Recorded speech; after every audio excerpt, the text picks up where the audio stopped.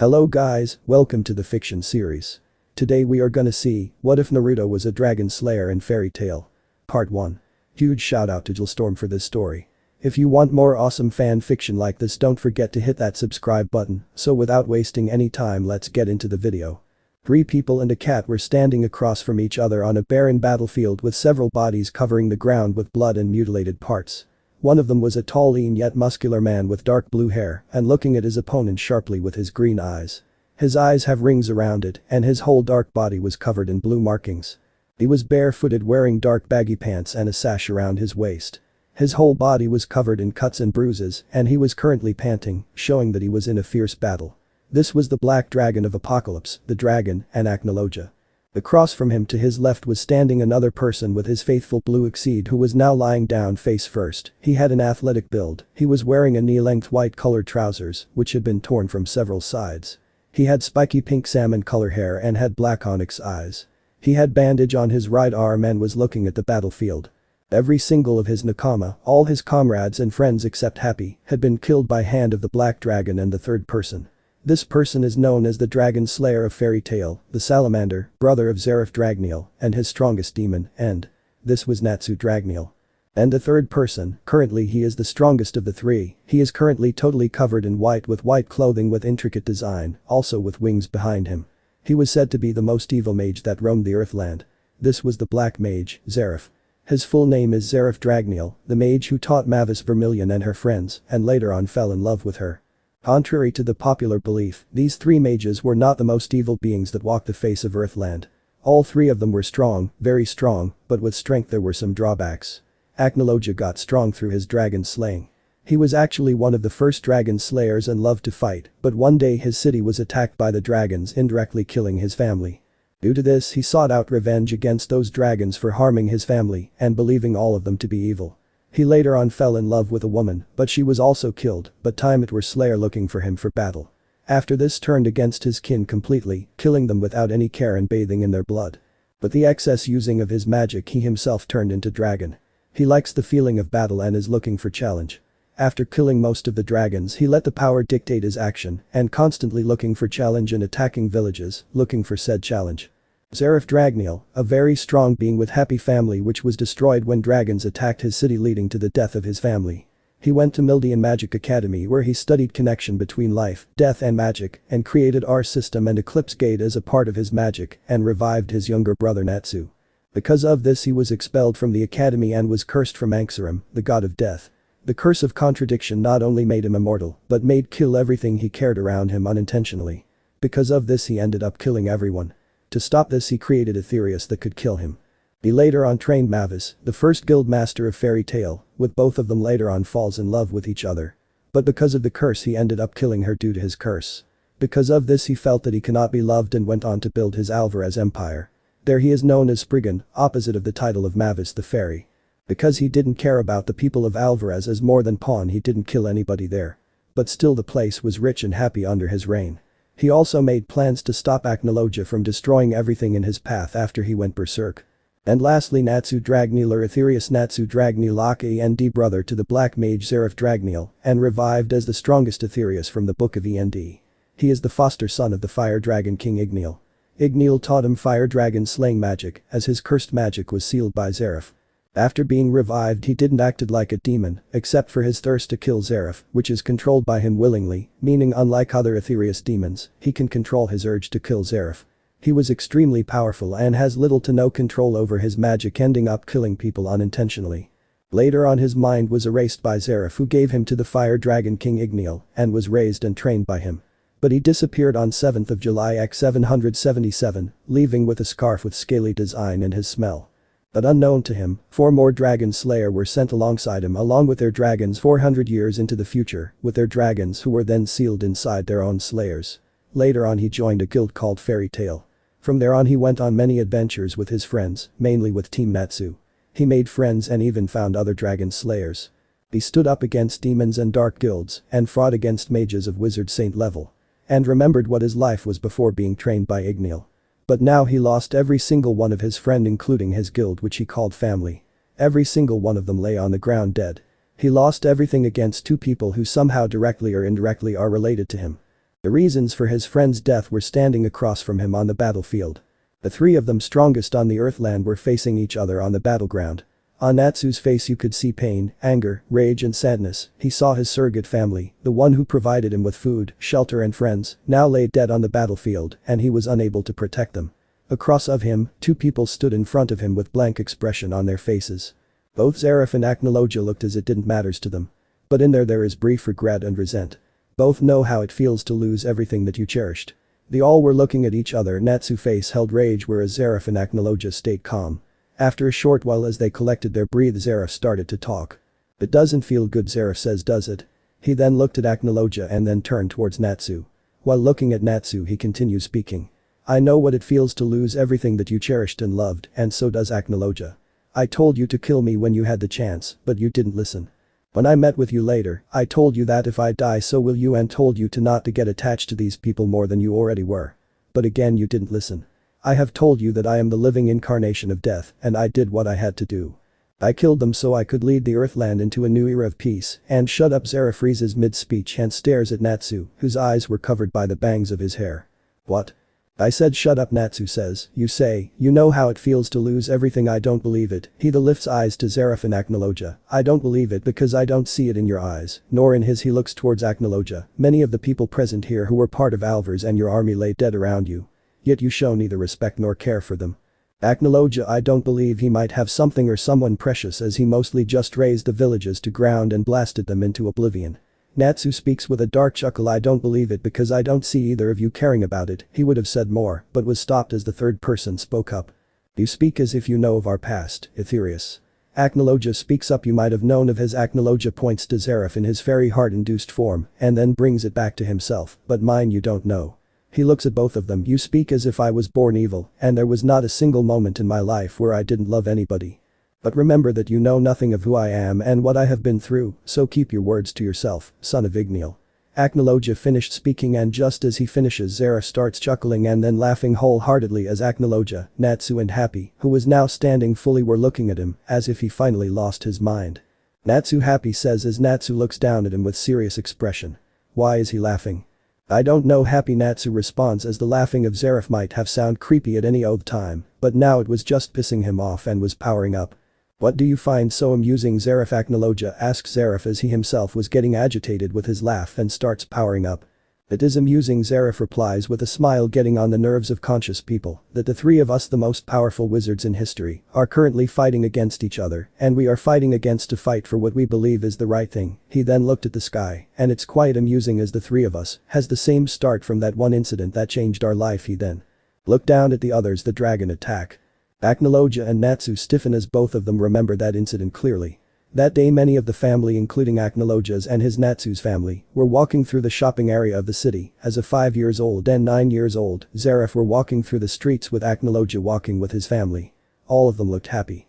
But it all went south when the dragons came out of nowhere and attacked the city. The attack led to the deaths of the family of the two and one of them literally dying. None of them could forget the day. "The dragon attack on our city which led to this and shaped us to what we are now." Zeref continues, "It was the day that turned our life and set different path for us. We all decided the path that we thought was the best. I tried to change life and death and Acnologia decided to destroy what he thought was evil and you Natsu you become a super-powered uncontrolled child. We are all at least 400 years old. Our lives started 400 years ago and here we are victims of the dragon attack 400 years later standing against each other fighting. Yes, I found it very amusing." He then alongside Natsu and Acnologia starts powering up, giving him an angelic hue. And unknown to the three of them they didn't notice a spark occurring in the area where they were fighting. With their increase in power the sparks continue to grow. "I don't what you think or want Zeref and I don't care if you are my brother. I will kill you." Natsu says angrily and starts charging up his attack. "You think you could beat me?" Aetherius. Acnologia says, "I must say that I had fun battling you, Zeref and your puny guild, but I must end this battle now. Both of you are idiots thinking you could beat me." Zeref says, "From across in my current form, I'm at my best and I shall defeat both of with this power." As the three of them were charging their respective attacks, Happy turns his attention towards the sparks that were occurring in the area and looks at Natsu and his two opponents and then back towards the sparks. What is happening? He thought and looks back at Natsu who was oblivious to the occurrence just like his opponents. Fire Dragon King roar. Apocalypse Dragon roar. Death Pillar. The three of them launches their respective attacks with Natsu letting out huge torrent of flames at Zeref and Acnologia, as Acnologia lets out his own roar in blue color, and Zeref brought both of his hand together to complete his spell. As their spells collide, it lets out a massive shockwave, and the place where the sparks have been forming ripped open a gate. Just like Anima, Natsu and Happy thought simultaneously. The Anima then starts a vacuum trying to suck everything. Desperately everybody conscious grabs or tries to grab something but were sucked into the Anima. Zeref trying to stop it cast Neo Eclipse on the portal desperately, but it proved futile as the Anima increased its force in sucking the things and wizards present and took on a new golden gate glow. Eventually Zeref, Acnologia and Happy were sucked into the Anima along with injured and unconscious wizards and threw them into the Anima. After going on for about 5 minutes the Anima closes itself as it leaves behind a barren battlefield with wizards and people lying here and there. But nobody knows why did the Anima open right now at this place, and where did it take the people alongside Natsu, Happy, Zeref and Acnologia. Narutoverse. Elemental Nations, October 10. Sunagakure no Sato, Fire Nation. It was night when Kyubi no Kitsune, the nine-tailed fox went berserk after being forcefully extracted from his Jinchuriki in the middle of village hidden in the leaves. Minato Namikaze, the fourth Hokage, was with his wife Kushina Uzumaki Namikaze. The previous Jinchuriki of the Kyuubi went into labor with their son, Naruto. It was all going well, but every good thing must come to an end. This also ended when Bawako, one of the medics who was holding their son, was killed, and from behind her, a person wearing spiral mask came and held the newborn child in his hands. The man in the mask had a Sharingan named Tobi. He held the newborn Naruto at the point of kunai, threatening to the Hokage to step away from the Kyuubi Jinchuriki. Tobi then threw Naruto upwards, prompting the new father to use Hirishin, the flying thunder god technique, to save Naruto from falling on the kunai. Later on he found that Naruto had been covered in explosive tags and teleports away to keep him safe. Using this as a way Tobi used this time to attack the injured Jinchuriki and extract the Bijuu from its host. It led to the weakening of Kushina as Kyuubi was extracted from her, and she watched as he used Sharingan to put the Kyuubi in his Tsukumi Jinjutsu and use it to send Kyuubi to attack Konoha as he stood atop of it. After a short while Minato returned and fought against the masked ninja. At first it was one-sided fight with autonomously dodging the strikes made by the fire shadow, but after some time he was successful in hitting the masked ninja with one of his Rasengan and branded him with Flying Thunder God's seal, allowing him to teleport to Tobi whenever he wanted. He then used a contract seal on Tobi, releasing the nine tails from his control and forcing him to use his Kamui to warp away, but unknown to both of them their battle between the space-time injustice led to sparks appear in the area. Both of them ignored it to keep attention at each other, but still kept wary of it, believing it to be some kind of attack from their opponent. As he was about to warp away, unknown to both of them, some kind of portal appear above the as two figures totally exhausted and injured, fell on top of the Kyuubi. After that Kyuubi began retreating away from the village, but kept on its attack against the ninjas that followed it. Kyuubi then prepared another beast ball, but Minato summoned Gamabunta and used all his chakra to teleport away with Kyuubi to different location where Kushina used her chakra chains and barrier ninjutsu to keep Kyuubi. Seal the Kyuubi back into me, Kushina says as she saw that she is dying very slowly. I am dying, and it will be good if it is sealed in me when I die. I won't do it, Minato replies as he looks at Kushina and looks at Naruto. I believe we should seal it in Naruto. I believe he will be able to use Kyuubi's power at its maximum. Moreover, if you die then Kyuubi will be eventually reforms at his place. As both of them comes to a conclusion, albeit quite hesitantly. Unknown to all of them, one of the figures on top of the Kyuubi, a blue cat with a green napkin around his neck, wakes up weakly and looks down to see two humans, one a woman from whose back several chains were coming out and other one who was drawing some kind of circles and other think on the belly of a baby. This cat being extremely weak, falls down again and gets unconscious. Minato then uses dead demon consuming seal to split the Kyuubi chakra to seal half of Kyuubi into Naruto and other half into himself and summon the Shinigami. Kyuubi, seeing what was happening, tries to run away by attacking Naruto, but Kushina and Minato jumps in front of him, taking the full force of the attack meant for him. Minato then makes altercation in the seal and made an 8 trigram seal to enforce the seal on the stomach of Naruto, sealing Yang chakra of Kyuubi along with a part of his and Kushina chakra into their child. As they were slowly dying, both was unable to see, but chakra of 2 more beings was being sealed inside Naruto alongside the 3 of them. At first Shinigami was angry that a mortal had dared to summon him, and then he was impressed with how he managed to him. He was later pleased to see the reason was summon him, but later on he was irritated after he found out there were several things. First and foremost, he was irritated to find out that the payment that he was to receive was incomplete. The payment was that the one who summoned will forfeit his soul to the Shinigami, along with the soul of the other being that is being sealed. But in this case the payment was half as a part of the soul, and chakra was sealed into the Jinchuriki. To say he was impressed would be an understatement, as nobody had shown the amount of intelligence to outsmart the Shinigami when making these kind of contracts.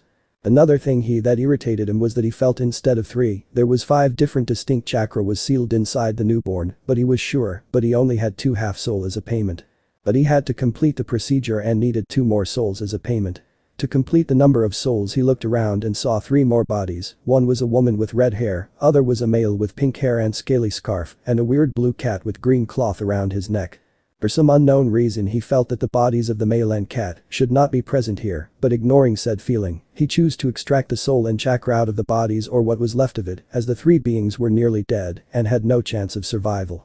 He proceeded towards the male with pink hair and did the same thing, but to his surprise the body didn't have an ounce of chakra. He went to the body of the weird blue cat and felt that this body also didn't have any chakra at all. Lastly he went towards the woman, but he felt the same thing with her. But the surroundings had the different chakra signatures, meaning that these people had the chakra as well. It's like somebody took their chakra and put somewhere else. And suddenly realization dawned on the Shinigami as he went towards the baby and felt for different chakra inside the newborn's body, and to his surprise, he found that, apart from the signature of the boy himself, the child was possessing 5 extra chakra.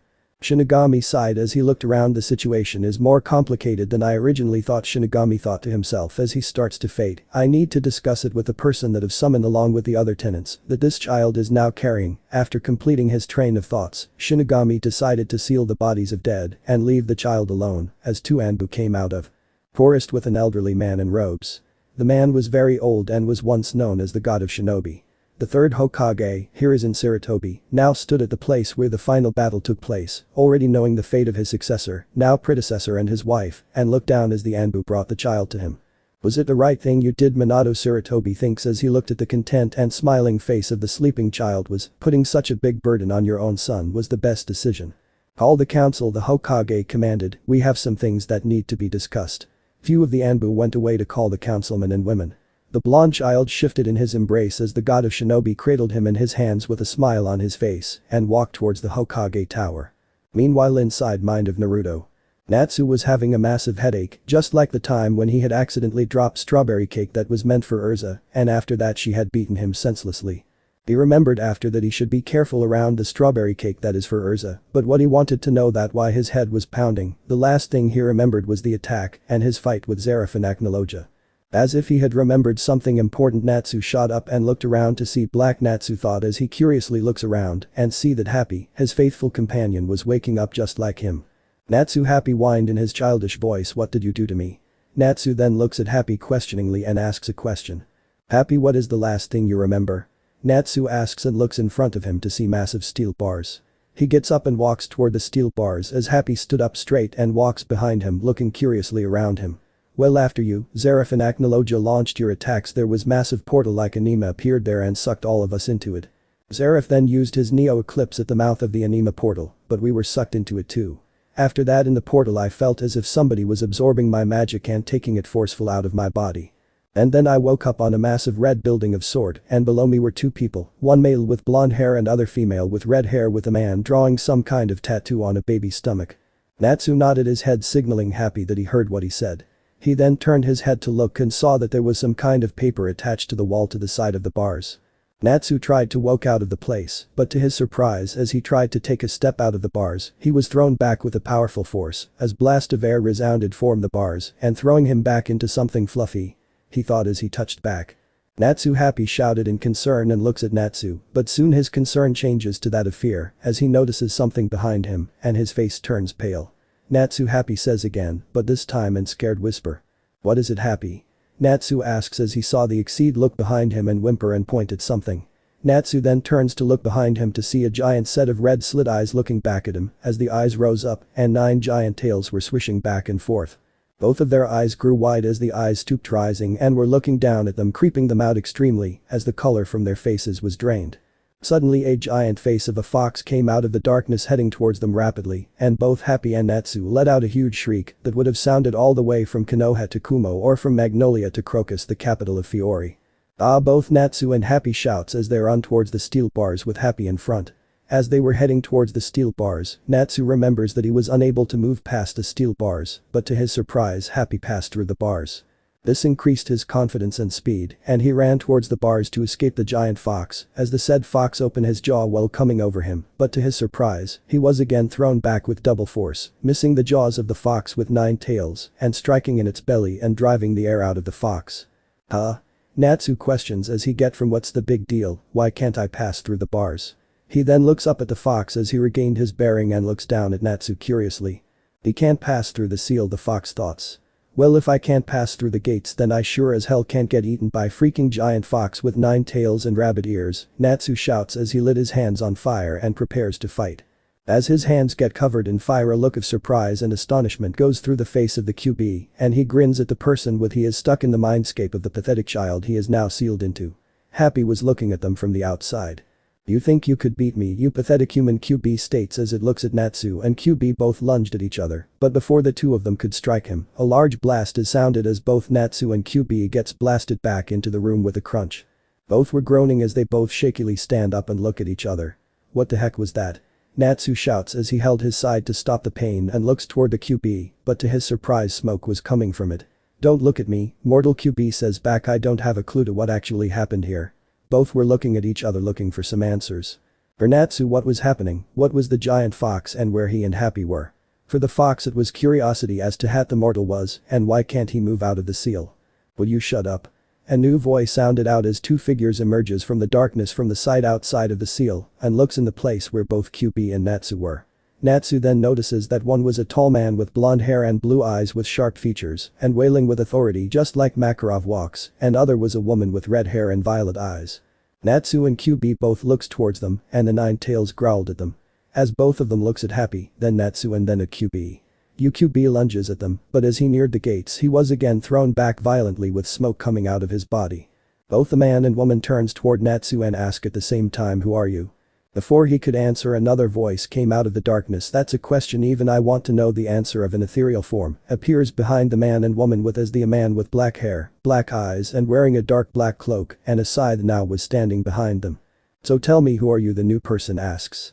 Again Natsu would have answered the question if it wasn't for the another word that came from behind him, spoken by the Kyuubi that chilled the bones of every human, demon and exceed present there. Shinigami, Kyuubi says as the ethereal being took his form of a man, overall wearing black and a scythe in one of his hands holding it upright. Everybody present there stopped breathing as every single being looked at the ethereal being. You are right, Kyuubi, I am the Shinigami states as he looks at them, and right now I am irritated. Want to know why? Everybody shook in a know their heads as the Shinigami spoke in irritated tone, and Minato started sweating hard. Ignoring their action, Shinigami continued his statement. First of all, I was summoned to the mortal plane, and I do not like to be summoned to a mortal plane. Shinigami spoke as he raised a finger. Secondly, the person who summoned me cheated me out of the payment that was needed. He raised a second finger as he spoke, and Kyuubi and Kushina glared at Minato as sweat now coming out of him like a waterfall. Don't worry about it, Shinigami states as Kyuubi, Kushina and Minato looks at him with surprise, and Natsu and Happy were looking at him with confusion. What? Shinigami asks. I was actually impressed with the feat that you have pulled, Minato. Namikaze, the 4th Hokage. Minato let out a breath he was holding as both Natsu and Happy looks at him with, why don't they? Last person they knew who was confronted by a god was cursed and later tried to rule the world. Yeah, it was not pretty.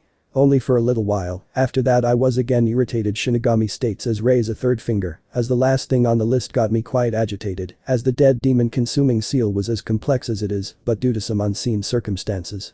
The sealing became more complicated, and do you know why? Shinigami spoke as the others shook their heads again in a no. Looking at them, Shinigami sighed and spoke. Due to the presence of these two, some complication has occurred in the sealing process. Son, now the question that I have asked, who are you two and from where you are from?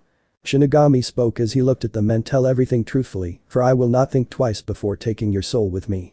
Natsu and Happy took a huge gulp down their throats as Natsu regains his confidence and put on his famous grin. He was feeling nervous due to the stare that the Shinigami was giving. The confidence that he had built was breaking at his nerves. Both Minato and Kushina also turned to look at the pink-haired man standing in front of them. Well, Shinigami is getting impatient as he tapped his feet on the floor. Hi, Natsu says with a nervous smile. I am Natsu Dragneel, and he is Happy, and we are from Fairy Tail. I. Happy said. Shinigami, Kyuubi, Minato and Kushina look at both Natsu and Happy as if they had grown a second head. Sighing, Shinigami looks at them as he noticed and felt that the pink-haired male was speaking the truth. He then looks at the others with him. Minato and Kyuubi looks confused and weirded out, but Kushina on the other hand looked quite intrigued. Really, Kushina asks as both Natsu and Happy nods their heads. So, which fairy tale are you from? At this both Natsu and Happy face faults. We are not part of a fairy tale, Natsu, and Happy shouts at her as she looks at them bewildered. But you said you are from fairy tale. He said we are from fairy tale, Happy states, but you said we are from a fairy tale. What's the difference, Minato asks. The difference is very vast, Happy said, we are from a guild called Fairy Tail. Not a fairy tale. As Happy finishes, a look of understanding crosses the face of Shinigami, Minato and Kushina, but Kyuubi snorts as he looks at them. Why would a person name their guild on such things? Kyuubi asks as he was also intrigued by the new arrivals and wants to know what made them irritate the Shinigami. Before Happy could say, Natsu spoke. Do fairies really have tails? Do they even exist? Natsu said as he looks at everyone and closed his, remembering the time Makarov told him the same thing when he first joins the guild. Just like them, fairy tale is an eternal mystery. A never-ending adventure, he finishes as both him and Happy close their eyes with a fond smile, as everybody smiles at the amount of love with which he spoke, except for the Kyuubi, but even he acknowledged the warmth with which he spoke of his guild. Well, that's all well and good, Shinigami speaks again, but this guild should not be present in this nation, let alone in this world. What do you mean should be present in this world? We are still on Earthland, aren't we? Natsu asks as both he and Happy began to look around nervously. Minato and Kushina look surprised too, but the question in their mind was asked by the Kyuubi. We don't know about the Earthland you speak of, mortal. Kyuubi speaks for all of them, but right now you are in elemental nations. Why don't you tell us from the beginning, child? Shinigami speaks as both Happy and Natsu looks at him, nods their heads. Both then began to tell them their tale of who they were, where was Fairy Tail, the adventures they went on their trip in Adolas, and finding that one of their friend was alive, the Tenru Island incident with Acnologia and Zeref. The Grand Magic Games and the Dragon Attack with Future Rogue and Lucy. Battle with Tartaros and the dragons coming out of their slayers. Then the battle with Zeref, and explained to Kushina how Zeref and Acnologia got so powerful. As he was explaining about Zeref, Shinigami had a tick mark on his head, and it continues to grow as he told him about the curse and its result with Zeref becoming immortal. So Angsarum, Shinigami starts, gave Zeref the curse of contradiction. At the hesitant nod given by Natsu, Shinigami let out a string of curses, some of which should be unknown. That freaky SN of a BH, I am so going to rip his ass with 200 feet pole, and then shove it down his throat. Then shove my hand through his ass and bring his intestine, and will make him skip with it. It went for a few more minutes, as the people present were getting paler and paler with each threat and words the Shinigami yelled. Happy quickly went behind Natsu, Kushina and Minato hugged each other as Kyuubi curled himself into a ball as the form of Shinigami started changing into some kind of demonic entity. All Lord Shinigami, Natsu bravely speaks as behind him, the rest say their prayers for him as the demonic form of Shinigami turns to look at him. Why are you so angry? He asks innocently as Shinigami sighs. Because the good-for-nothing god of death of your world gave someone a curse that will not just make the immortal but downright powerful, and that is unintentionally. At the confused look, Shinigami elaborated the curse a bit more. The curse, when given to person who loves life, will end up killing everything in his surrounding that has life, from humans to animals to the environment. You are lucky that Zeref was able to have gained enough control to stop some of the most devastating effect of the curse. And also you should feel lucky that the person the curse was put on didn't care about life in general. I wouldn't say he didn't care about life, Happy states. Huh, you say something? Shinigami reverts into a more human form. No, nothing, Happy frantically yells as he shook his head in a no. Oh Lord Shinigami, I have a question, Natsu asks. Sure, ask away. Natsu then take a deep breath and asks the questions on his mind. Where are we? Who are they? What is elemental nations and what is happening? Shinigami looks at him. I don't think that's just a question. Shinigami spoke as he looks at the flustered salamander, but anyhow, I should have expected the questions you asked after spoke that Shinigami begins to explain them. Where are they and what generally consist of the world, including the ninja life, at which both Natsu and Happy got a gleam in their eyes. Ignoring this occurrence, he explained other things about the life on this world, at which both Minato and Kushina, about the villages and the clans with bloodlines, Natsu and Happy, learned their names, giving their own input, and also told him about the tailed beasts and what they are, at which Kyuubi boasts about himself at how he is the strongest of the all. And was later on shut up by Minato at how he was sealed inside two women who kept him a tight leash, at which the Kyuubi growled and leapt at the dead Hokage, but was shot back with a shock and lightning running through his body. At seeing that Natsu remembered a very important thing he needed to know right now. Why can't I come out, Natsu asks, and seeing their confused expression he elaborated, why can't I travel like you guys in and out of this room? Unlike you guys at this, everybody got shocked, except for Happy and Kyubi, both already had seen it happening, but Shinigami narrowed his eyes at him in suspicion.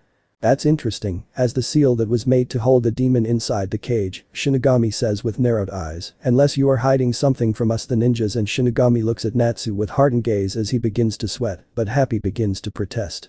Natsu is not a demon, Happy yells in protest, and to shock of their all an unexpected supporter of them, in the form of Kyubi. He is right, Lord Shinigami. Kyubi spoke for them as everybody, even Shinigami, turns his head to look at the Kyubi in surprise, as Natsu looks at him with thankful gaze. I don't think even in other worlds, there will be a demon with pink hair. This broke the gratitude in Natsu, as he starts yelling at the Kyubi, it's not pink, you overgrown dimwit fox. It's Amma, Natsu yells at the fox as Kyubi gains a tick on his forehead at disrespect given to him. Who are you calling in dimwit, you idiot? A banter starts between them, not caring that Shinigami was standing just a few feet from them. He is quite sensitive about his hair, Minato states while looking at Kushina, as she was the same regarding her hair. She nodded while looking at the bickering duo, dumbfounded at the fact of seeing the Kyubi fighting like a 5-year-old. You don't know the half of it, Happy states while looking at the scene like it is a regular occurrence. Most the time Natsu starts the fight because somebody insulted his hair. Minato and Shinigami sweat drop at the nonchalant statement as Kushina nods her head. I get that, Kushina speaks as she looks at them. What I don't get is how someone like him could be a demon. Minato nods his head with a statement. He is not a demon. Happy says again as everybody including Kyubi and Natsu looks at him, because he is an Aetherius, Happy says as he looks at them as if they know what Aetherius is, and Natsu develops a massive sweat drop at his forehead at the statement. I am sorry, but what is an Aetherius? Kushina asks, and before Natsu could answer, Happy beat him to it. Oh, that's a race of powerful demons on our world, as he said that everybody face faults into the ground except Natsu. What's the difference? What's the difference? Everybody yells as Happy again hid behind Natsu. Before they could say anything, Shinigami spoke up. It will be easier to understand if Natsu explained this to us. After that, Natsu sighs and begins to telling them about the story of how he become an Aetherius. What is their relation to Zeref and why they were created, including what was his relation to Zeref. At the end they were a little overwhelmed by the amount of info he had given them. Let me get this straight, Minato spoke on the behalf of everyone. Zeref, whose full name is Zeref Dragneel, is your brother. He studied the relation between life, death and magic, which pissed of the Anxarum, Shinigami of your world, who in turn cursed your brother with immortality and killing everything he loved. To end his despair he created Aetherius demons, in short you and few others, to kill him. That sums it up, right? Yeah, that's it. And I thought our lives were more messed up, Kyubi says with a chuckle. Ignoring them, Natsu asks Shinigami a question. So can you do something to send us back? Natsu asks while pointing at himself and Happy.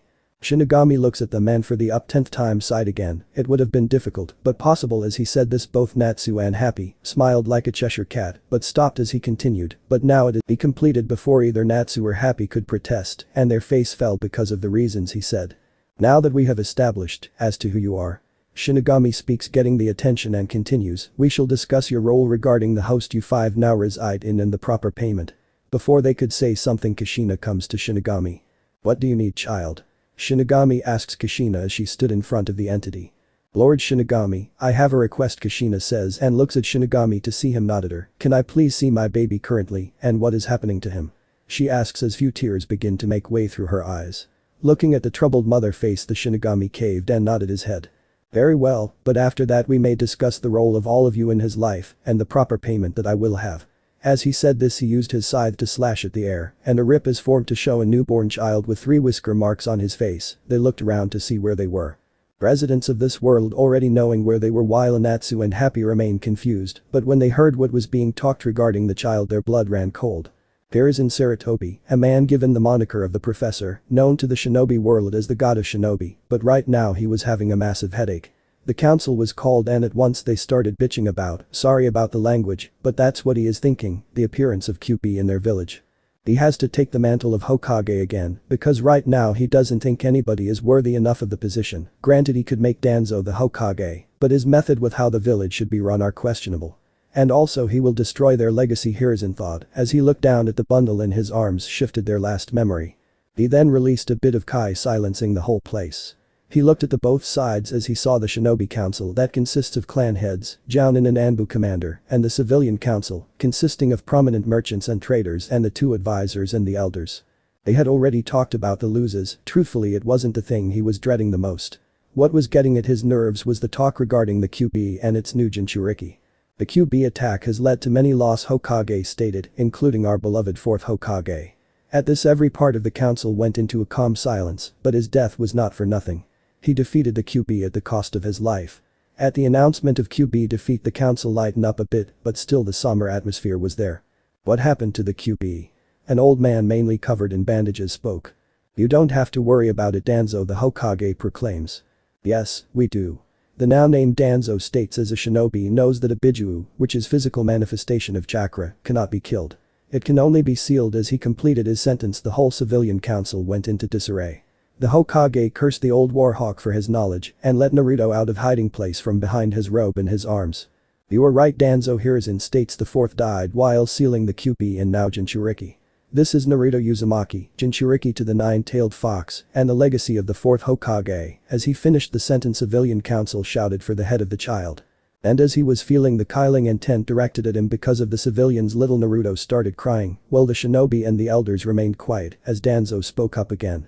You should give me the child, Hiruzen, Danzo says as he looked at the child. I will make sure to train the Jinchuriki into the perfect weapon. As he completed the sentence, somebody from the civilian council spoke up. Are you crazy? We should kill the demon, now he is weak.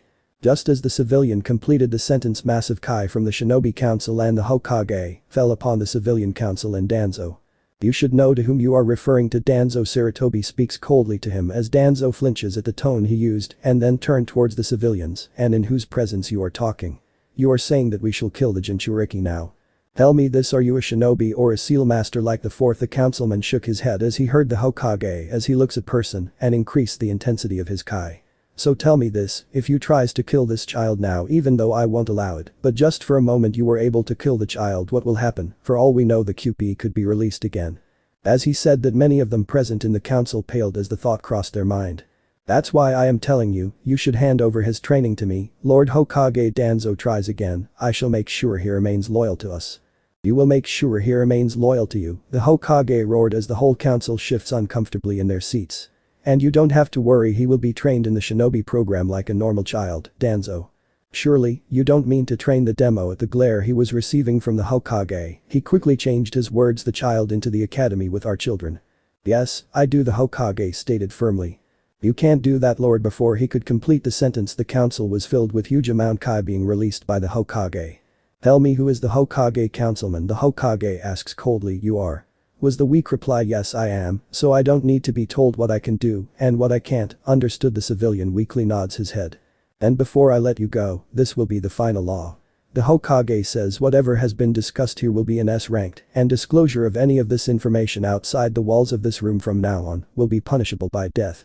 Now out, the Hokage yells out as the civilian council along with the elders went out of the hall, leaving behind the shinobi council. You know that they will try to make his life a living hell. Shikaku Nara, Jounin commander and the head of Nara clan, says as he looks at the Hokage as he nods, this is going to be very troublesome. Inoichi Yamanaka and Chauza Akimichi snickers at their friend's description of the problems they are going to face in a single word. You should have told them his heritage.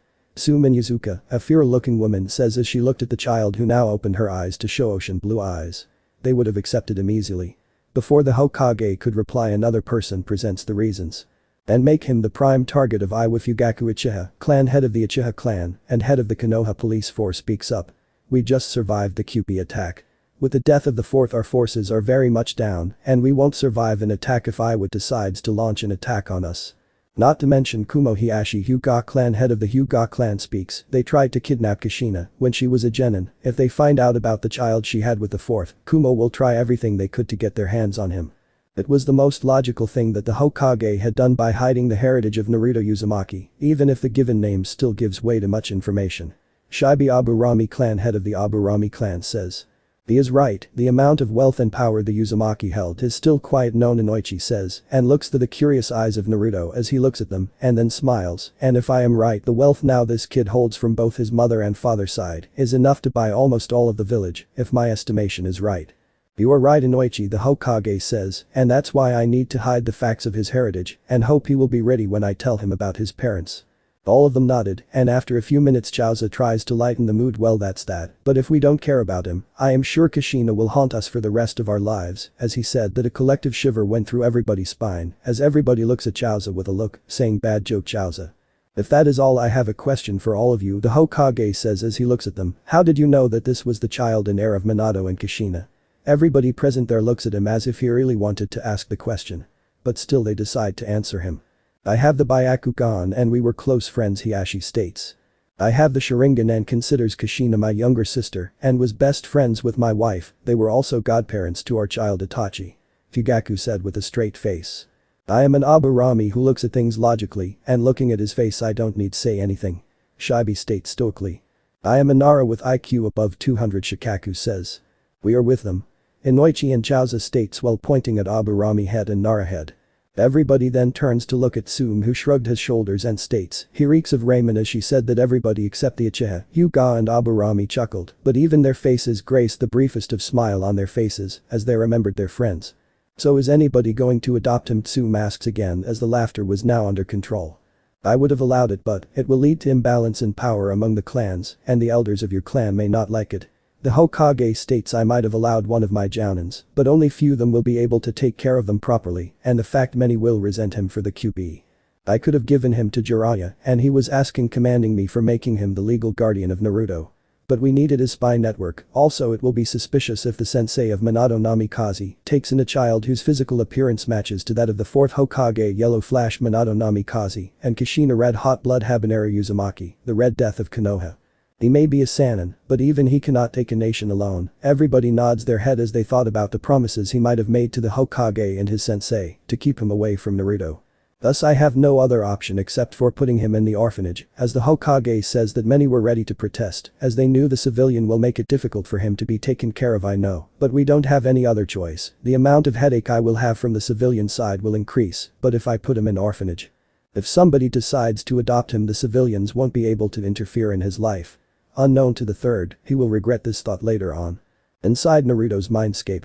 Kushina was crying as the people talked about her son. Minato at first was confused as to why the hell were they talking about their son like a demon. The confusion then turned to irritation as he looked around the room to see that his sensei and godfather of his son was not present during the meeting. This irritation then turned into rage as Danzo and the civilian council told the third to hand over Naruto. They were disappointed in his sensei, but was elated to see that their friends were respecting his wish. Kushina was confused as to why the third refrained himself from telling them his heritage, but understood why he did that when it was later explained by him and the reason why Jiraiya was not here. That brought a smile on their faces as they pictured Jiraiya threatening the Hokage for taking care of Naruto coming into their mind. Meanwhile Natsu and Happy were openly frowning as they looked at the screen. He is a demon, but the child in front of them was now housing not one but two very powerful demons, but that didn't give them the right to ask for the death of the child.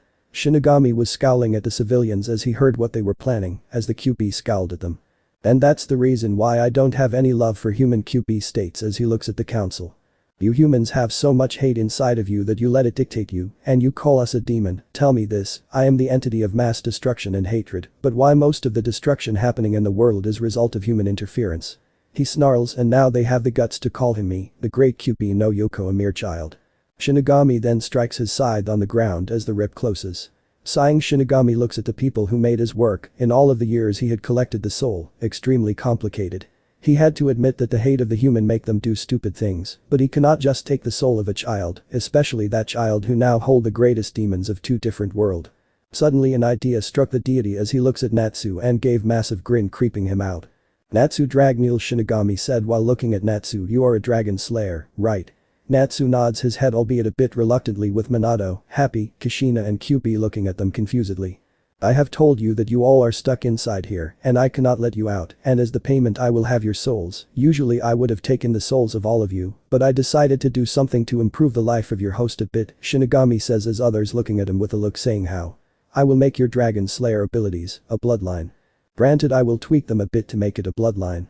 I will modify it in such a way that he and his child will have the bloodlines in tune to the elements they have affinities to. Meaning they could either have the abilities of Fire Dragon Slayer, if they have the affinities of fire, if he has affinity for lightning, he will have the ability of Lightning Dragon Slayer, and so on. Shinigami spoke as their eyes got wide by the end of the sentence. Moreover, the enhanced abilities of the dragon will be granted to him as he activate his Dragon Slayer capabilities. Also the curse abilities will be converted into the moves of his bloodlines. What would you provide? Shinigami states as he looks at Happy. What do you mean? Happy asks as gazed at the Shinigami. What I mean is that I need to complete the contract by taking the payment, and if you cannot provide me a good reason I shall take your soul as payment. Before the Shinigami could take action, Natsu lit his hands on fire and was now standing in front of Happy protectively. I don't care if you are god of death, Natsu states while glaring at the Shinigami, you are not taking Happy away from me. This surprised the residents of the elemental nation as immortal, granted he was a demon, stood up to the Shinigami. Boy, do you not know whom you are threatening? Shinigami states with a frown, but on the inside he was impressed by his bravery. Oh, I understand it perfectly, Natsu says as he takes a stance, but I don't think you understand when I told you what it means to be fairy tale. As they all looked at him, Natsu continues, if it's to protect our family, be it the kingdom, entire world or the god of death, he stood up defiantly against the Shinigami, we would make anyone our enemy, that's what it means to be fairy tale. Before Natsu could attack, a paw stops him, as Happy begins to float with wings sprouting from his back. If it wasn't for the Shinigami, Kushina would have hugged Happy yelling about its cuteness. I may not be able to provide him with Dragon Slayer abilities, but I can provide him with this. Happy says while pointing at the wings that were coming from his back. Shinigami nods his head and considers his next words. I will convert the wings into a construct of chakra. He needs to activate his chakra to use the wings. And finally he turned his head towards the Kyubi looking at him expectantly. Kyubi sighs and looks at them, he may be a demon, but even he could feel that the kid will need all the help he could get, so in the end he did what he thought what was right, I will modify his dragon eye, making it a Dijutsu, Kyubi said while looking at the others. The Dijutsu will work as such, it will allow him to break any to every gain jutsu, except for the Sharingan Infinite Tsukiyomi, also he could use the Dijutsu to use some of the attacks of the tailed beast, while the Dijutsu is activated, and will also enhance the already enhanced side, also giving him tunnel vision and depth perception, and could see things slowly. The Dijutsu will also allow him to see the chakra pathways and the Tenketsu, and how the chakra is being molded by the person. So overall it is a combination of Sharingan and Byakugan, Kushina states as she saw the Kyubi nodded. So do these bloodlines will have any stages like the Sharingan? As she asked Happy. Natsu and Kyubi looks at each other. I don't know about mine, Happy starts, but Natsu's bloodline may include stages. How? Natsu has Dragon Force and Second Origin as two of the stages, including his curse powers, Happy says, and then looks at Kyubi. I don't know about him, though. My bloodline will have two stages, first is that I have mentioned. Second stage will allow him and his family that he may have to form a contract with the Kitsune contract. I may not be the boss of the contract, but still I am a Kitsune, and am also the strongest as such, I have the authority to choose and give them the mark of the summoner for the contract of foxes. And I just made it his bloodline. This also means he may be able to summon me to the plane for a short amount of time. Shinigami nodded his head, but Minato was quite suspicious, will he be able to summon other contracts? You don't have to worry, Hokage, I have made it his bloodline, so that means he will be able to have other contract if he wishes to have it, but the contract of the foxes will remain with him and his family that he will have. His mater in human term wife will also be able to use this contract if he may wishes for her to be on the contract. Kyubi said again as everybody present nodded. Now that the bloodline has been discussed, Shinigami states I must bid you farewell and wish you luck on the journey you are now on.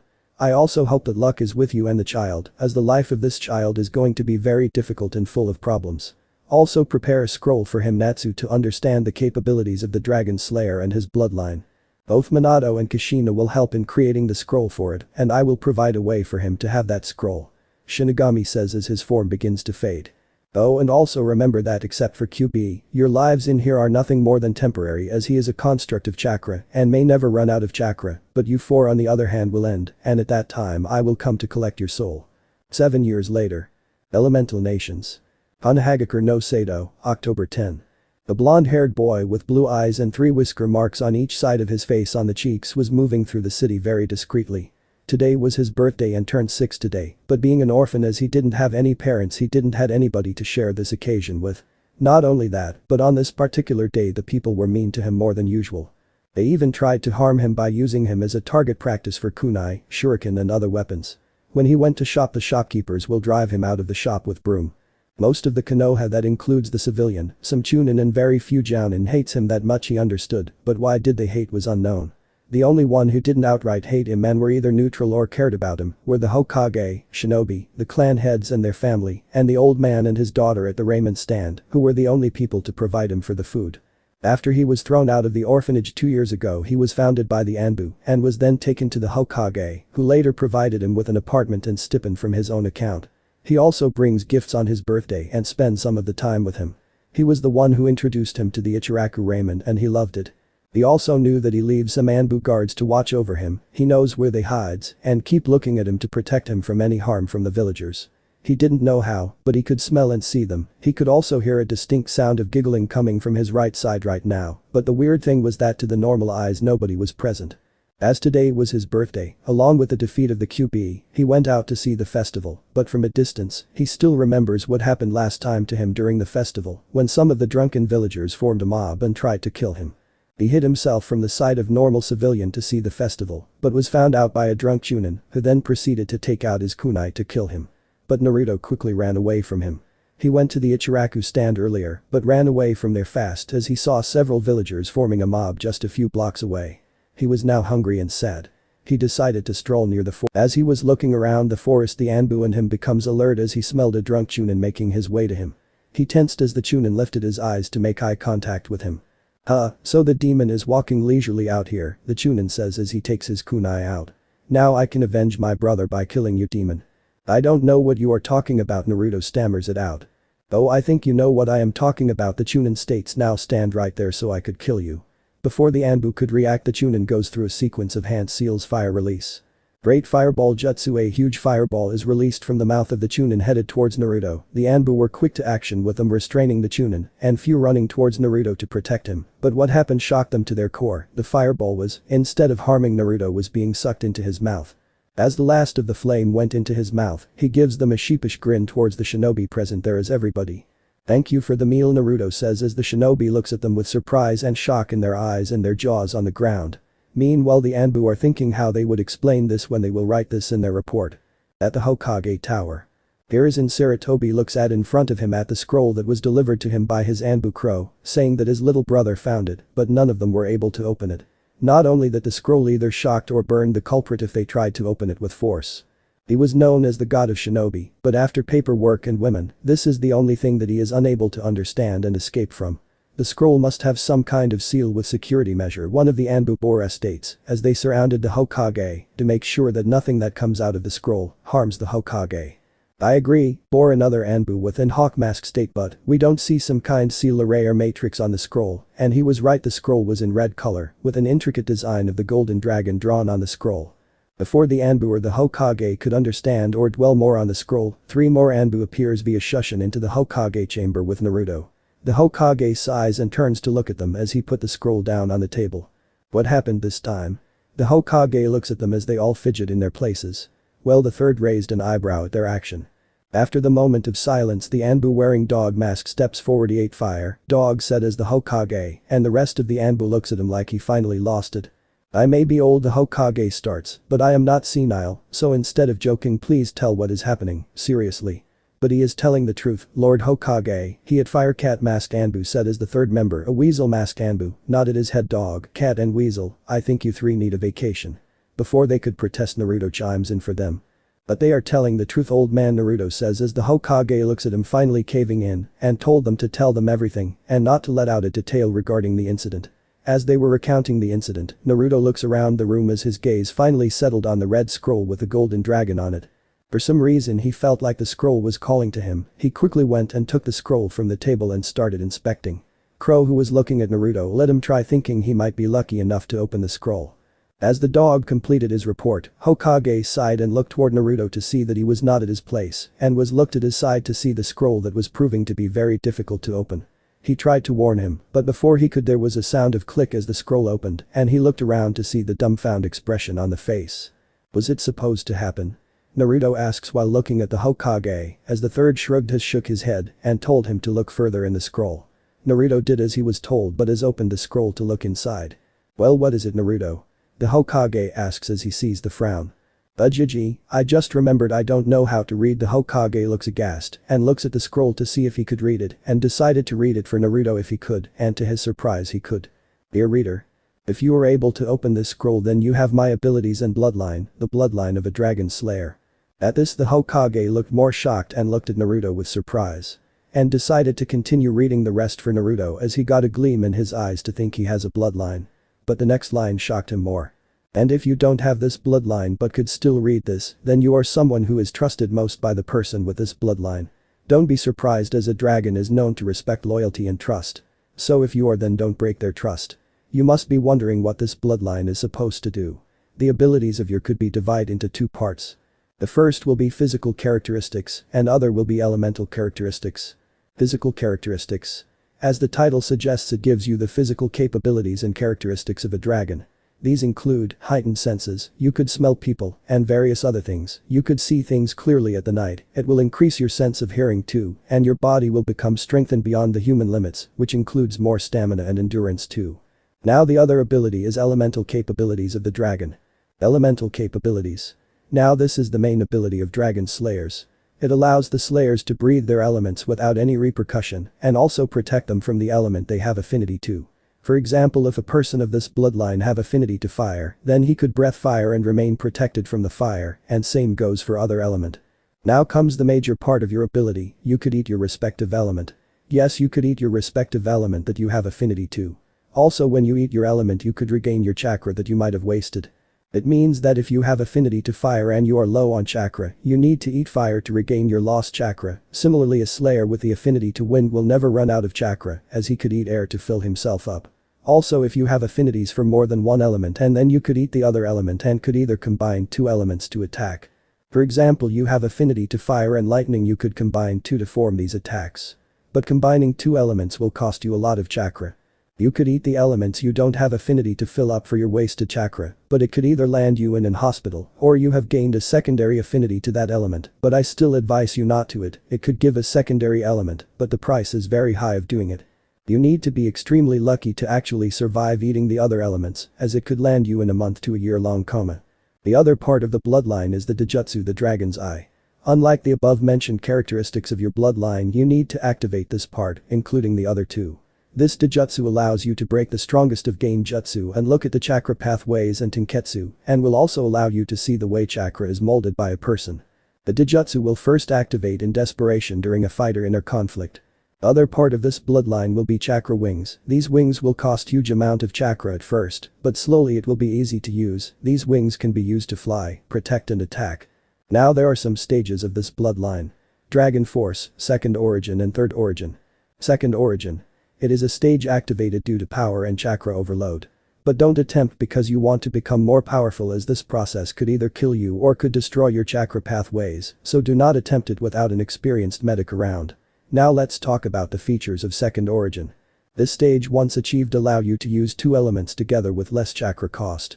Yes, it would mean you won't worry about overusing your chakra. You can also turn yourself into the element. That would mean a person with the affinity to lightning will be able to turn his body to that of lightning, allowing him to move at extreme speeds, similar with the other elements. Third Origin. It is similar to second stage but is far more dangerous. It is said to be impossible to achieve and is said to affect chakra pathways in such a way that you may not be able to use chakra for a long time. Dragon Force. An important ability of the dragon slayers. It can be achieved in several ways. When you decide to eat a special substance that consists of every single element inside itself, or by eating Heaven's Flame, a special flame that could heal almost any to every injuries and wound, or by either defeating or slaying a dragon. Yes, the last one seems impossible to achieve. Before I end this letter, I have written the common moves that can be used by the slayers. These moves can be used by the slayer of every element, so you don't have to worry about not able to use them. At the end of the letter there is a sealing matrix that has been used to seal some scrolls of the said moves, you just need to push your chakra into it. Similarly to this scroll, that was to be opened only to the slayer of this bloodline, the seal matrix will only respond to yours chakra only. And the moves that are written will be exclusive to slayer only, which would mean the words of that scroll would only be available to you. This is everything you need to know about your bloodline. Remember, do us proud, make the world yours and rule the Sky Dragon Slayer. Natsu Dragneel. Higher Dragon Prince. Minato and Kushina Namikaze. As the Hokage read the whole letter, everybody's eyes keeps on getting wide with every single word he read, and they were downright shocked when they heard the names written at the end. They may have not known the Natsu guy, but he was a prince, but the name beneath them were very famous in the shinobi world. Naruto eyes wide when understood what was written in the letter was very close to shouting, but before he could do anything. Hokage decided to seal the room with silencing seals and told the Anbu to stand guard. Naruto looked confused as the Hokage barked the orders. After commanding the Anbu, the Hokage settles down and looks at the young Jinchuriki with a smile. "You are more trouble, Naruto," the Hokage states as Naruto grins at him. "Do you even know the amount of paperwork I will have now?" Naruto looks confused at his words. "Does me having this bloodline will cause problem to you, Jiji?" Naruto asks worriedly. The Hokage smiled and shook his head in the negative. "No, Naruto, in fact it is good that you have such an amazing and rare bloodline." The Hokage then looks at his paperwork and sighs, "Except for the amount of paperwork now I have to do."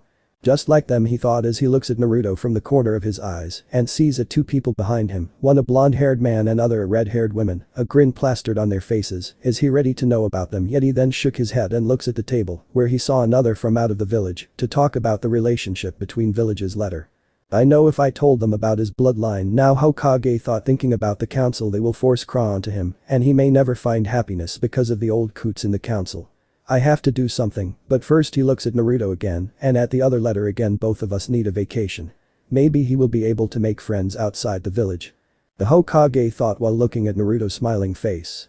"Hey, Naruto," the third grabs his attention by calling him. "What do you say, want to come with me for a vacation?" The grin on his face got bigger than before and was threatening to split his face in two. Really, the Hokage nodded at the childish enthusiasm of the child and inside his mind, 4 out of the 5 people were also smiling looking at him. "Where are we going?" "We are going," the Hokage starts as he lifts his hand with a letter in it to Suna. "Here is in Sarutobi, the third Hokage of Konohagakure no Sato, the professor, the god of shinobi, sensei of the Sannin, the 3 legendary ninjas and student of second Hokage, veteran of first, second and third great shinobi war. In his time he has seen many things, including bloodlines of different caliber. But this takes the cake. This bloodline, from what he read, was unique in every way, and on top of that it was written by a prince of fire dragon, the 4th Hokage and his wife. He didn't even know that they had this kind of bloodline, and Naruto was extremely happy when he found that the 4th Hokage and his wife, which he now found out that he had a wife and how beautiful she must be to make his hero fall in love with her. Granted, it was unknown to the most of the population of Konoha, which in turn made her even more happy to know something others didn't know. Had written a letter for him. The Hokage was annoyed that both of them hidden away a letter of this kind from him. What would happen if he never found about the scroll? It could fall in the wrong hands. Even if they won't be able to open it, they should not be this much careless, and they wrote a letter to their son hidden away from him that talked about a bloodline that has given him a headache. And not just any normal type bloodline like Uchiha Sharingan and Hyuga Byakugan. Hell, he would have loved it if he had Mokuton of the Shodai Hokage or the legendary Taijutsu Rinnegan like Hogoromo Otsutsuki, the father of ninjutsu. But no, they had to be like in Uzumaki, even if one of them was and one is, and this had given him a huge headache. He knew the council will know about him having eaten fire from one of the attack of the Chunin and would likely want to know how he did it. He didn't need to worry about the Shinobi Council, and some of them were trusted by Naruto, including himself and his Anbu, so that means that they could read the letter, but not the rest, and that was what was eating him. It seems that Minato had created some kind of seal that allow only a person with Naruto's bloodline and people who he may trust to see and read the words in the letter. And the only thing he know is that not one of the civilian council will believe it if they found that he had some kind of bloodline, and if they do, I don't want to think about it. He thought I needed a vacation away from the council and the paperwork, that's why I came here. So think happy thoughts, happy thoughts. As much as he tried, he was unable to think just that. And the only thing that made the whole letter legit was the signature of Minato Namikaze and Kushina Namikaze and their stamp at the end. That was the only thing that could shut up the council and allow them to believe the words written in the letter. He knew that showing them the letter wouldn't work because it really won't show anything to anybody else. He knew because he tried it by calling in his secretary and by asking her if she could read the scroll, and he snorted at what she said. The scroll was empty. She say, the Hokage thought, while holding the scroll, the amount of information in this scroll could make Kumo and Iwa kidnap him just so they could research and have children that could refill their chakra by eating element. More so Kumo, Iwa would likely to torture him before hit his teen. Now the bloodline itself, it would probably just make this bloodline more feared, respected and wanted. Naruto already has huge chakra reserves, given his heritage, but this bloodline also enhances his body, giving him heightened senses equal to or greater than in Inuzuka clan, after he found out he could smell more people in the room and could also hear thumping of some kind. showing that he could also hear heartbeat while being extremely close to people, and also that there was someone else in the room, all the more reason to get out of there and laying out some rules, and giving most of the authority to the Shinobi Council except few, and made sure to tell them not to do anything if something regarding Naruto comes up. He also sent a letter to the Fire Lord, telling him about going to Suna, and telling him about whom currently has authority in the council. Should have waited to see the look on Danzo's face, handing out most of the power to the clans, then him would surely get under his skin, Sarutobi thought with a snort. His eyesight was also enhanced, making him see things better than anyone else. Then the major and very unique part of the bloodline comes into play. He had seen many bloodlines in play, from Sharingan to Byakugan, Mokuton to Hyutin, heck even Kushina's chakra chain, while rare, was still a bloodline which could absorb chakra and could also protect her while in danger. He had heard of someone else that could absorb chakra but was an experiment of his student just like Tenzo. There were several bloodlines that would be easy to comprehend and understand, but this is from another world totally.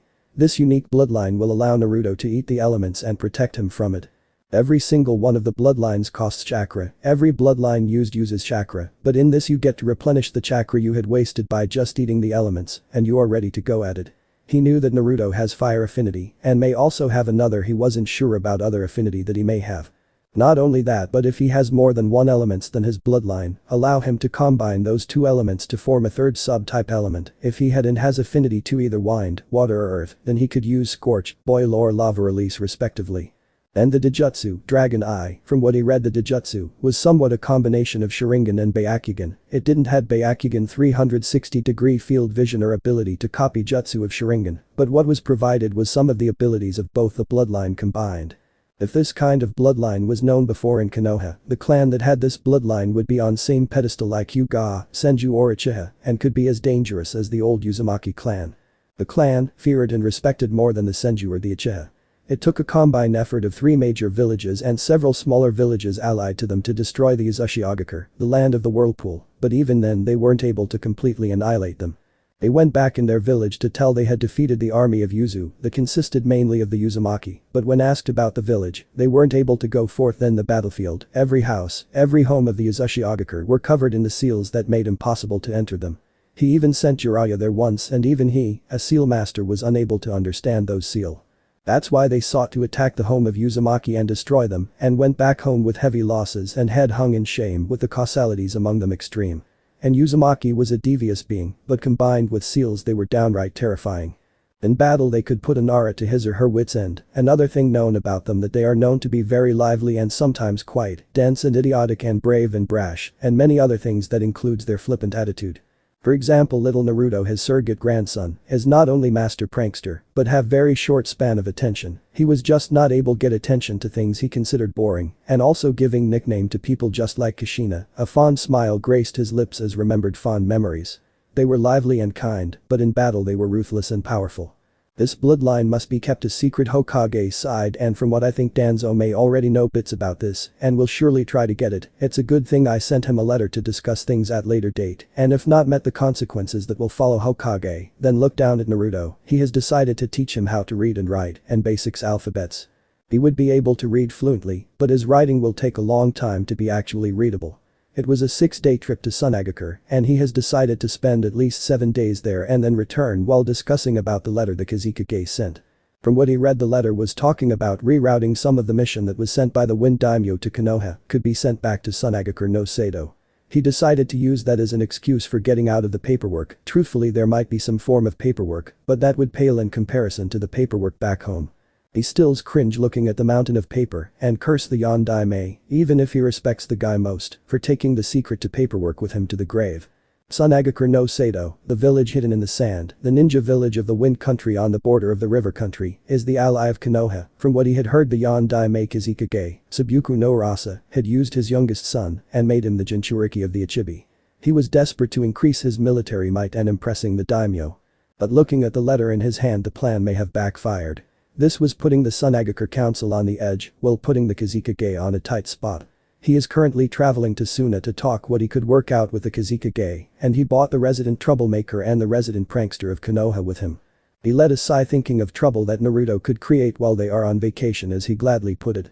On the other hand, he may be able to make some friends in the other village. Back in Konoha he didn't have many friends or have any at all. Most of the civilians' family keeps their children away from him, and shinobi were mostly wary of him. Many from the clans have tried to adopt him, but after the mending of the civilian council, they just stopped trying. The Uchiha clan would have loved to keep Naruto with them and could have become his friends if you look at it, but allowing them his custody will put imbalance in power. Also, he may develop their arrogance, which was a necessity in that clan. Same goes for the other clan, including their unique quirks. But mostly the clan heads and the shinobi close to Yondaime and his wife were hurt when they had to ignore Naruto in public, mainly the Uchiha. After the Kyubi attack, the Uchihas had been isolated and ridiculed behind their backs by the villager, as apart from Senju clan bloodline, Uchihas are the only clan with a recorded bloodline to control a Bijuu and suppress their chakra. To be sure they are not further isolated by the villager, they had to restrict themselves from making any contact with Naruto. The Hyuga didn't make, mostly due to their elder council, and same goes to the other clan, fearing for the same treatment as that of the Uchiha clan. At first, after Naruto was born there were assassination attempts on him, but as he grew they stopped. But now, on most of the days, Naruto was ignored and left about, except for few drunks looking for justice. They just ignore his whole existence as he moves among them, and if he was right then it affected him more than anything else.